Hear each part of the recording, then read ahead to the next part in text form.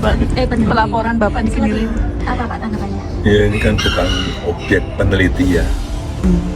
Kan sudah menghina saya sehina-hinanya. Sudah menuduh ijazah itu ijazah palsu. Sudah merendahkan saya serendah-rendahnya. Ya nanti dibuktikan lewat proses hukum. Nanti akan kita lihat di proses di pengadilan seperti apa. Langkah Presiden ke-7 RI, Jokowi, melaporkan sejumlah aktivis yang meragukan keaslian ijazah sarjana Universitas Gadjah Mada miliknya ke Polda Metro Jaya, dikritik pengamat politik Rocky Gerung. Dalam pandangan Rocky, pelaporan itu terlambat karena baru dilakukan setelah isu tersebut menimbulkan kegaduhan publik. Rocky menilai bahwa pertanyaan publik terkait keaslian ijazah seharusnya dianggap sebagai bagian dari kontrol warga terhadap kepala negara, bukan sebagai serangan personal yang masuk dalam ranah hukum pidana. Warga negara berhak bertanya, ijazah presiden asli atau palsu, karena itu bukan pertanyaan individu kepada individu yang diatur dalam hukum pidana.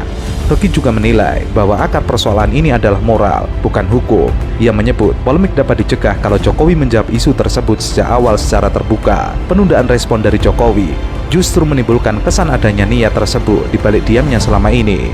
Sebab dalam dunia politik penundaan kerap diasosiasikan dengan perencanaan jahat. Karena yang bertanya pada waktu itu adalah warga negara terhadap kepala negara, kan itu tempus deliktinya begitu. Seandainya ada disebut delik di situ, warga negara bertanya, Bapak, ijazah Bapak itu asli apa palsu? Kan pertanyaan warga negara terhadap kepala negara, bukan pertanyaan individu pada individu yang diatur dalam hukum pidana. Itu bakal punya problem teoritis juga di dalam cara penuntutan.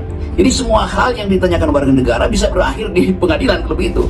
Walaupun yang bersangkutan bukan lagi kepala negara, kan konyolnya di situ tuh. Jadi kelihatannya mungkin juga ada aspek lain ya Pak Jokowi, karena udah lama di Solo, lalu udah bosen mungkin diatur-atur, yang datang 5-6 orang, mending bikin sensasi lagi tuh lapor ke